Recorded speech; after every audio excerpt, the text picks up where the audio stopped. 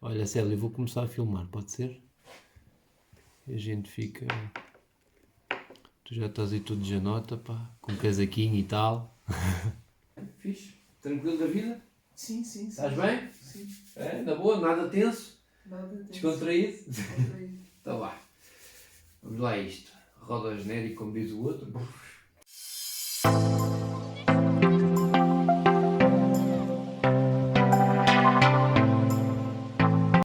Olá a todos, sejam bem-vindos a mais um episódio do Deu-me para Isto. Comigo hoje tenho Célio Dias. Célio, muito obrigado por teres aceito este convite. Obrigado eu. De vir ao Deu-me para Isto. Célio Dias, para quem não conhece, estudante de Psicologia, mas para nós, do grande público, mais conhecido como judoca português, internacional pela nossa seleção, verdade, Célio? Verdade, verdade. E hoje viemos aqui ter uma conversa com o Célio porque houve aí um momento da tua vida que te deu para estas coisas, né? Deu-te para isto, da saúde mental. Exatamente.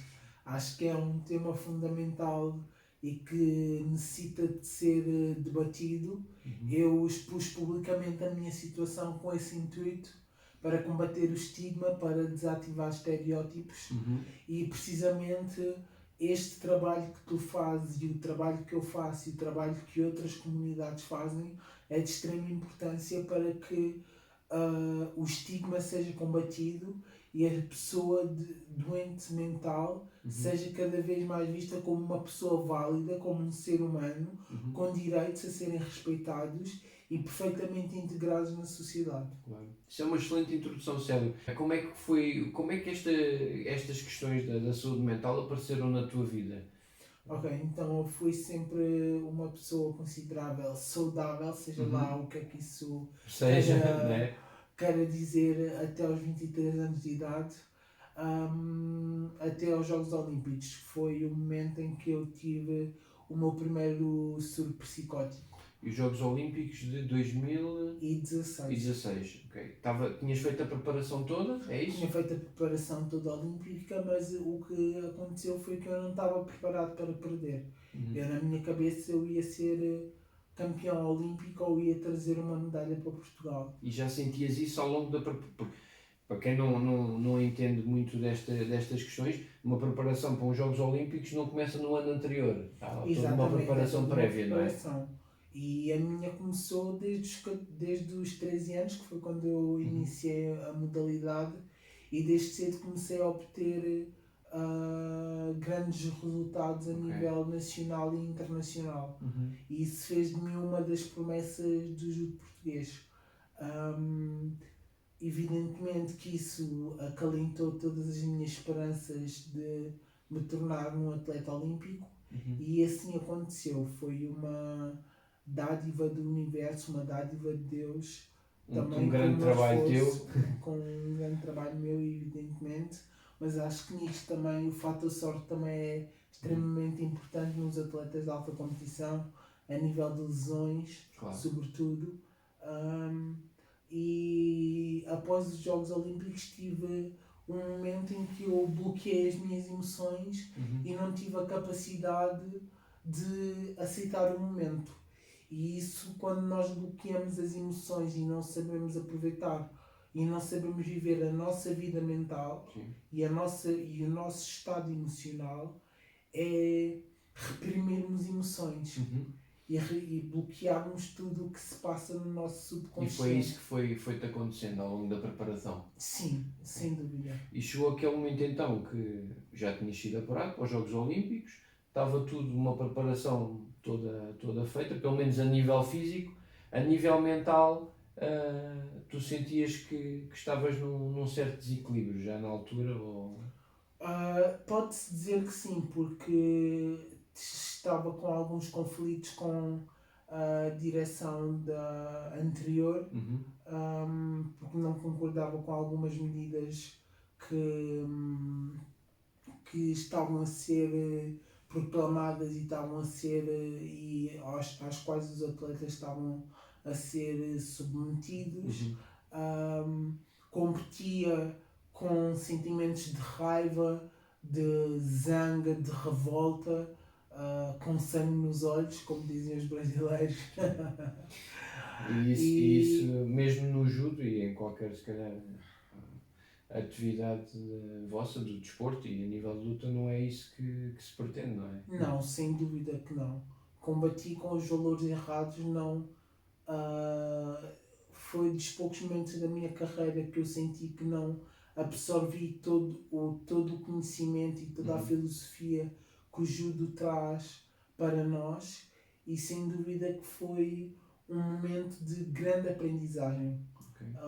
Eu costumo dizer que não foi um momento de depressão, Sim. não foi um momento surdo psicótico, foi um momento de reflexão. Ok. Tu já tinhas dito que antes dos Jogos Olímpicos, ou seja, 2016, que já tinhas alguma sintomatologia desse género, é isso? Sim, sim, sim, sim, Tu sim. chegaste mesmo a competir nos Jogos Olímpicos, Sim. ok? E nessa altura até as coisas foram apaziguadas, só em 2017 é que depois já há este primeiro surto, como tu estás a dizer, é isso? Não. Eu tive o primeiro surto logo a seguir aos Jogos Olímpicos, quando cheguei a Portugal, Uhum, e depois em 2017, porque houve uma descontinuação no antipsicótico, uhum. porque pensava-se que era uma situação devido ao stress, voltei a ter Na verdade, tive 2 surtos psicóticos. Ok.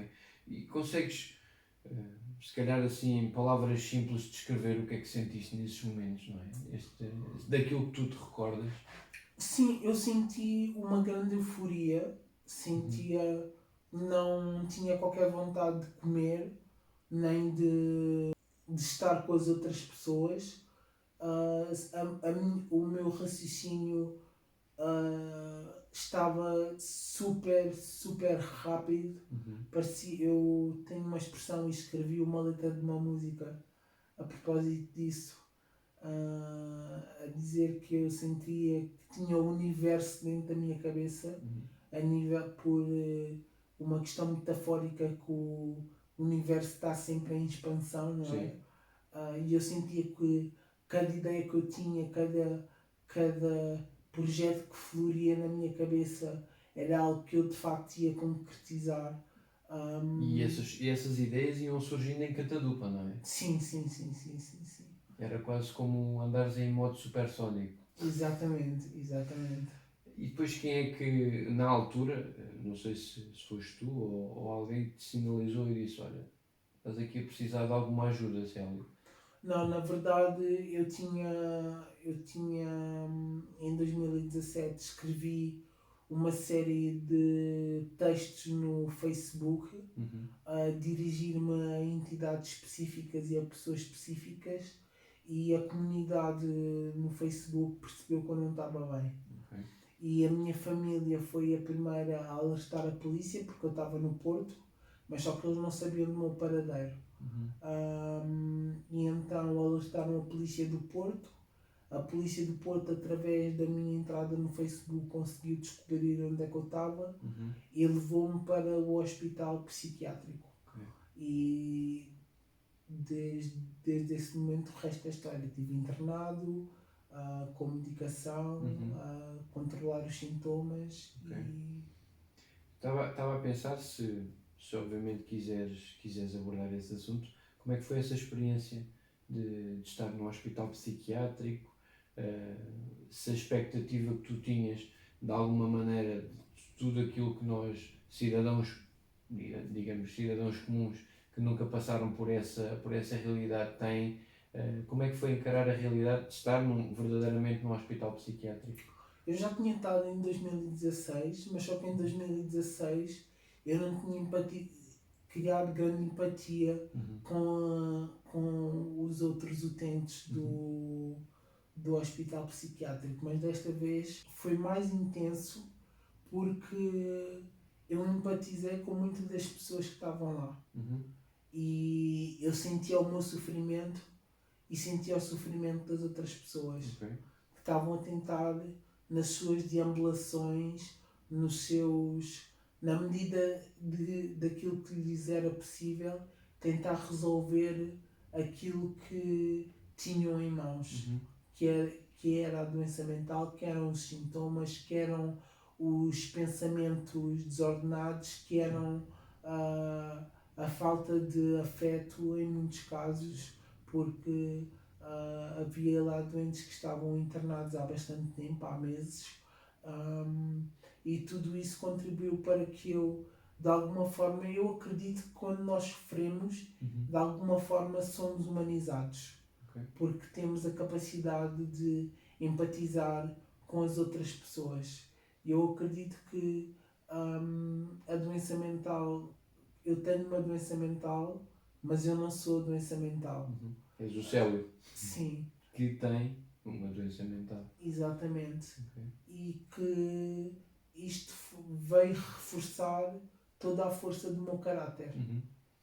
E como é que se chega não é, a estas situações, 2016, 2017, e como tu próprio dizias, tu eras quase como, eras e tornaste uma promessa do judo português. Como é que é isto depois chegar e confrontar, por exemplo, com colegas, novamente na modalidade, e dizer sim, eu passei por este processo e estou aqui hoje para tentar dar a volta, não é? Sem dúvida, eu não digo tentar, eu digo que eu consegui dar a volta, sem qualquer sombra de dúvida, porque tenho uma vida perfeitamente normal. Claro que tenho dias de crises, mas 90% dos meus dias são absolutamente normais. Vou à faculdade, vou aos treinos, trabalho, e tudo isso ajuda-me. Eu sinto que estou alinhado com o meu propósito. Eu sempre disse que eu nasci pobre, mas eu não vou morrer pobre. E É um objetivo. e é mais do que um objetivo, é estar alinhado com o meu propósito. Eu sinto que a minha missão de vida é impactar outras vidas, no sentido de levar uma mensagem de esperança. Eu não quero ser um ídolo, mas sim uma referência para todas aquelas pessoas que estão a passar por um momento difícil e que têm, e com certeza que vão conseguir ultrapassar. E precisam de ajuda de alguma maneira, não é? Exatamente. Estava a pensar nesta questão do pedir ajuda e de tu, neste momento, queres ser esta referência e certamente que és. Por isso é que é um prazer enorme ter-te aqui hoje como convidado. Estava a pensar quem é que foram as tuas referências nesse teu momento de crise, não é? Porque, como tu disseste, há aqui a família, mais alguém que foi importante para ti nessa Sem altura? dúvida, neste processo todo, desde o momento zero, houve os amigos, mas destacar principalmente duas pessoas, a minha irmã Kátia e a minha mãe. Ok. Porque foram as pessoas que melhor se adaptaram, não conhecendo a doença, não conhecendo os sintomas, Sim. não percebendo aquilo que realmente estava a acontecer comigo, coisa que eu próprio também não conseguia perceber, e os médicos também estavam, através da alteração de medicamentos e ajustamentos, perceber qual era a medicação que melhor se adequava a mim. Foram as pessoas que me acolheram e que me deram a tranquilidade necessária para eu passar pelo processo de uma forma mais apaziguadora. Estava a pensar, tu aqui disseste uma coisa muito interessante e que de alguma maneira acho que é uma mensagem importante para as pessoas. Tu estavas a dizer que durante o processo, não é? E isto é algo com que eu convivo todos os dias, a medicação psiquiátrica, que às vezes é necessária, e no teu caso tu vives com isso de uma forma completamente tranquila. Não foi no início. No início não foi, porque eu por 2 ou 3 vezes larguei a medicação e tive recaídas.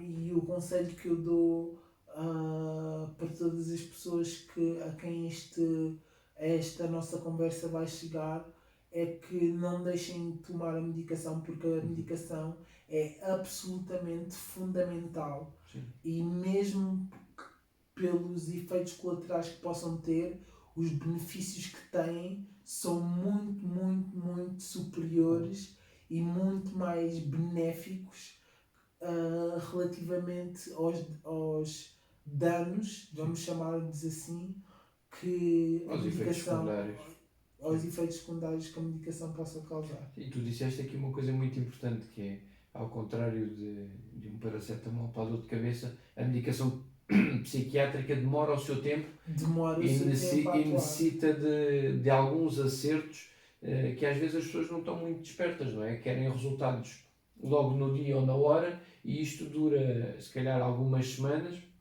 e nem sempre temos aqui perante os quadros que nos aparecem a medicação mais acertada. E tu próprio disseste isso. Sem Foi necessário dúvida. esse tempo também. Sem dúvida. Portanto, tem que haver aqui uma paciência Uhum. por parte do doente e por parte da família Sim, para perceber isto. para perceber as dinâmicas que envolvem a psiquiatria Uhum. e todo o processo da doença psiquiátrica. E a juntar a tudo isto, obviamente não é só medicação, tu próprio fazes um acompanhamento psicoterapêutico, não é? Sem dúvida, isso é o que mais ajuda, porque a medicação controla os sintomas, mas o que vai à raiz dos problemas e o que vai tratar verdadeiramente são os profissionais que estão capacitados e credenciados para trabalhar connosco. Sim.